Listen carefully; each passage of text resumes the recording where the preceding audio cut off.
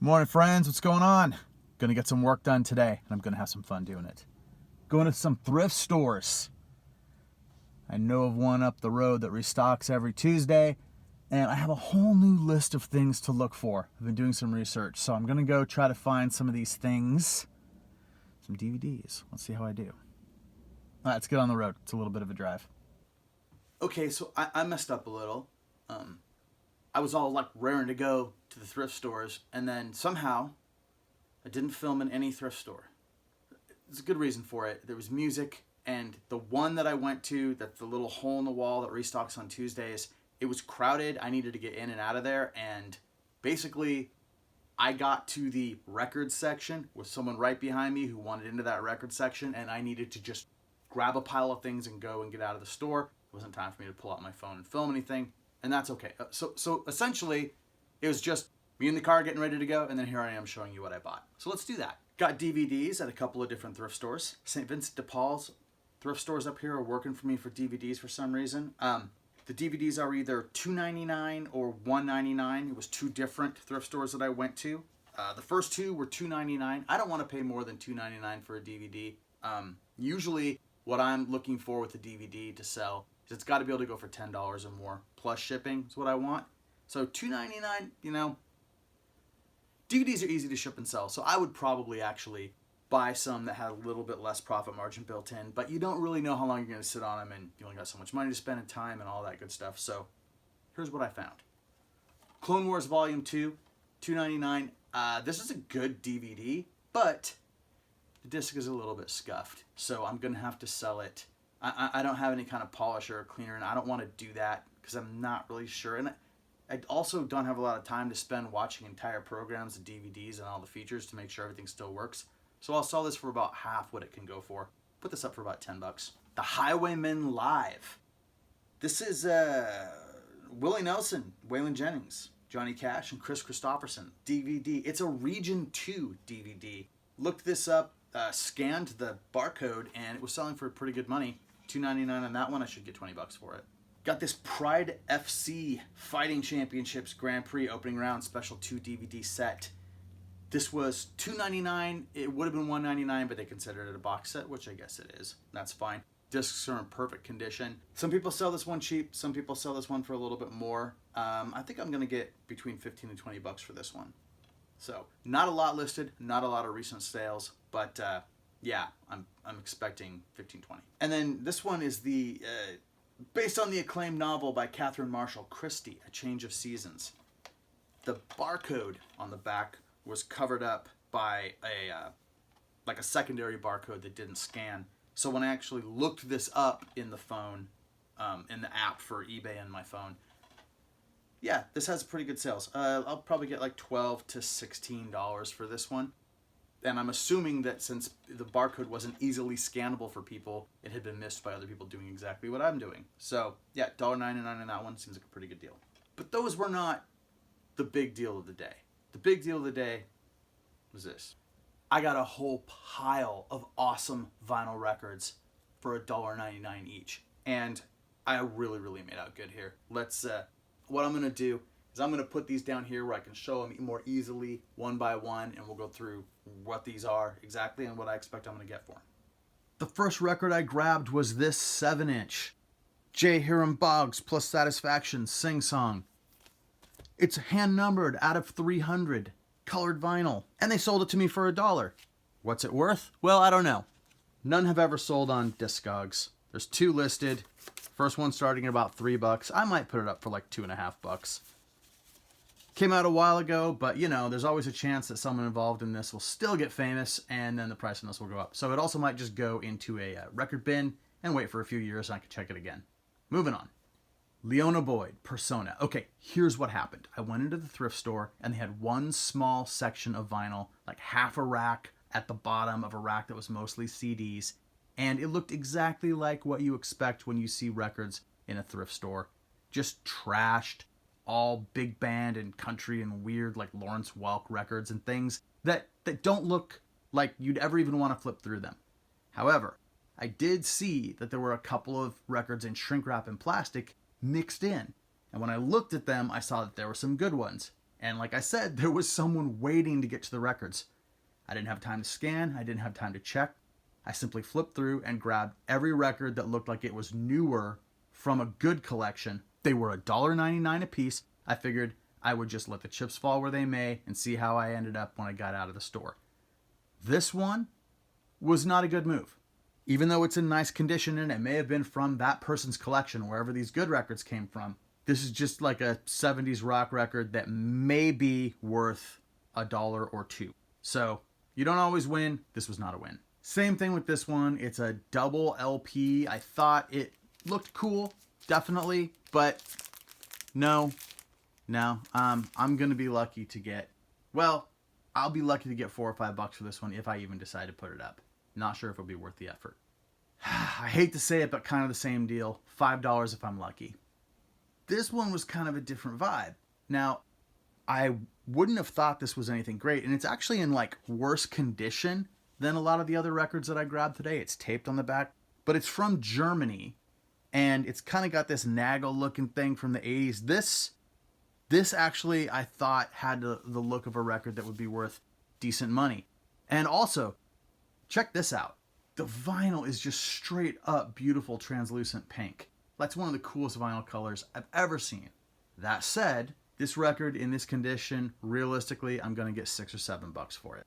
Now, $6 or $7 for a record you paid $1.99 for, because every one of these records was $1.99, if I didn't mention that yet. $6 or $7 is maybe not so bad, but packing and shipping a record is kind of a hassle. You got to take a lot of care, and I don't really want to sell a lot of 12 inches for $6. Anyway, let's move on to ones that I'm going to do a little bit better on. Sugar Hill Gang. This pressing of this record has sold for $4 on Discogs. It's sold for $15 on Discogs. Some of that's condition dependent. This is actually still in the shrink wrap everywhere but here, but it's not perfect. Still, it's a cool record. I think I'm going to get $8 to $10 for this one, I think. I wanted this one to be a bigger deal than it was because the cover art is so cool, and it's a German record, again, import, double LP, so I thought, this could really be something. And look, it's not bad. I'm not complaining. The record sells for between $10 and $20 on Discogs, and I'll probably get 10. It's just the vibe I get based on what's currently listed. And I thought, a record like this, maybe all of the records that were listed would be in Europe, and so I could charge a little more for one in the US, but that's not the case. There's a US seller selling one right now in this condition, or even better, I think shrink wrapped still. This is just in a vinyl sleeve. They're selling it for $10. So I'll probably have to put mine up for $10. I do a little bit better on the shipping than they do, so maybe I can even put it up for $12. But 10 or 12, still $1.99. That's pretty good. Getting into a little bit better, Talking Heads' Fear of Music, embossed cover, produced by Brian Eno. This has got Life During Wartime on it. That's not on the back, but it's on there, trust me. This is the Winchester pressing. There's a whole bunch of different pressings of this record, and a bunch of different pressing plants made it, even in the first year that it was out. I had to do a lot of work. Turns out I could tell from the way the grooves were in the actual label that was pressed on the vinyl which one this was, and then matching it up with the matrix numbers. It's a whole thing. Maybe I'll do a video about it someday, but I don't think so. You'll figure it out if you get into selling stuff on Discogs. Anyway, this record has sold for between $7 and $45 on Discogs. The way it looks right now with the condition of this one and what's available, I think I'll probably get low $20 area on this record. And speaking of Brian Eno, this is a Brian Eno Double LP released for Record Store Day 2015. This is a 2015 release from him, so it's not as sought after as his older stuff, but it is sealed in the shrink wrap in essentially perfect condition, and it still has a $24.99 price tag on it. And I think that's, based on sales, that's what I'll probably get for it. $24.99 for a $1.99 LP. The Smiths' Meat is Murder, the US version with How Soon Is Now. It's got some stickers on it. It's got some writing on it, unfortunately. That same RT is on the labels also. But it is a promo version, gold stamped promo. I don't know how well you can see that. If I can get these stickers off, whatever these things are all about, I should do all right with this record. This record, depending on condition, sells for between $20 and $75 on Discogs. I'm probably mid-range on it. Like I said, depends on how well those stickers come off. Funny thing about this one, the guy standing behind me saw me pull this record out and went, "You got a Smiths record?" So he was clearly there doing the same thing I was doing. I feel bad. I don't think I left him anything. I actually hope that I missed something, that he's home making a video about how much money he's going to make on it. But yeah, that's just after the fact, after I got all the stuff I was happy to get. Good luck, dude. This Erykah Badu double 12-inch is still in the shrink wrap. I mean, it's opened on one end, but it hasn't been opened. It's a gatefold record, and it hasn't even had the shrink wrap taken off so you could open the gatefold. The records are in perfect condition. This is the 2016 re-release of this record. Even still, with listings on there right now at the price they are, I'm expecting I'm going to get about $35 for this one. And boom, another Erykah Badu 2016 re-release gatefold record. This one has slight condition issues compared to the other just because it's not still in the shrink wrap. There's just the lightest bit of ring wear, but not that big of a deal. It will cut a couple bucks off the price. This is sought after. People are buying it. This one goes for $22 to $40 on Discogs. I'm guessing I'm going to get low 30s, maybe like $32, $33 for this one. And then there's this. The Mighty Imperials, Thunder Chicken. I don't know anything about this record. What is this record? All right. I figured I should pick it up. Daptone Records. I didn't know. I could tell that it was in better condition and probably from this same collection. But just on a whim, I grabbed it because I didn't have time to look. This is the kind of thing you always hope for. This is the only vinyl version of this record that's come out. The lowest price this record has sold for on Discogs is $54. The highest price this record has sold for previously on Discogs is $125. There are currently 2 copies listed, one from Canada for $140, one in the US for $150. I'm going to get over $100 for this record. I really think I am. So yeah, it was a pretty successful day out at the thrift stores. I got stuff that's worth basically nothing and stuff that is just hitting the jackpot where you always want to do when you go out. If I could have this kind of day every day, I'd never have any more money problems. I mean, that's not entirely true, but I did add this up, and lowball estimates. If I sold everything at the lowest amount and I chopped off a fair amount, I'm going to make over $240. $240 I think is reasonable. Given that some of these will go for more than what I lowballed, I think it could be $240 after I've paid all the fees. PayPal, Discogs, whatever. So yeah, look for records like this. Buy them cheap, sell them high. That's the deal. Anybody want an English Beat 12-inch? As you can see, I was pretty happy with those record pickups. All I have left to do today is just pack and ship a bunch of orders that have come in since the last time I showed orders on the video. So let's go through those real quick and then we'll be done for the day.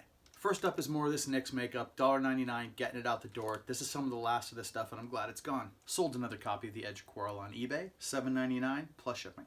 Sold this Bluet gas cooking stove. Sold this on eBay. It was from a storage unit that I bought more than a year ago. It had been sitting around. I hadn't figured out how to list it. I got the info on it and listed it. It was up for about 2 weeks. $14.99 plus shipping for that one. Also sold some miniatures as usual. First up, these Eldar heavy weapons guys, Dark Reapers or something. I don't know. They're not in the best shape. They're not complete. This batch went for $4.99 plus shipping. That's a good deal. Sold 2 more Eldar, both of the same person. These are 2nd edition Eldar Warlocks, one with a Witchblade and one with a Singing Spear. Those went for $6.99 a piece plus shipping. And I sold these Reaper Templar models. They're slot-based miniatures, painted. I don't really know what these are. I couldn't figure out the model numbers on them, but so I put them up for auction, and there was a little bit of bidding. They went for $15.51 plus shipping. And while I'm over here, I sold this Sunny Day Real Estate poster. I had it hanging here for a while. You might have seen it in some of the older videos. Now it's rolled up in the box. I put that up on eBay, sold for $14.99 plus shipping. Moving on to vinyl sales. 2 7-inches from the band Quarterbash, a criminally underrated Oregon band from the 90s. These went together for $3.99 plus shipping. Sold another Fluid Glue 12-inch on purple vinyl. I've sold a lot of these over the years. They used to be very common in the area. It's a sub pop record, and this record came out right around the time when people were really starting to pay attention. to Sub Pop colored vinyl. So there were a lot of these made. This band put on a great show back in the day, and it sold for $19.99 plus shipping. Sold a 180 gram repressed gatefold copy of Rocky Vodolato's Makers LP. This went for $17.99 plus shipping. That's a great price. Rocky is incredibly talented. If you haven't heard Rocky Vodolato, listen. I play a lot of like punk rock and hardcore music on the channel, and it's not that. Okay? Well, I mean, he was in a band called Waxwing that's that, and you can always listen to them, and they're super cool. But give Rocky Vodolato a listen. Listen, just you're on YouTube. Just type in Rocky Vodolato and check out a video. Maybe I'll even link something. Yeah, it's really great stuff.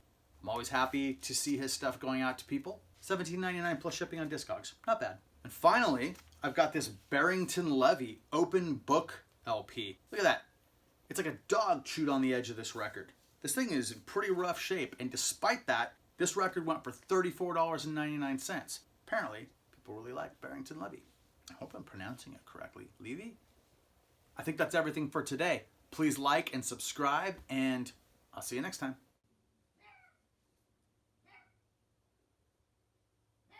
Winnie, stop. Stop. Stop. Stop. Stop.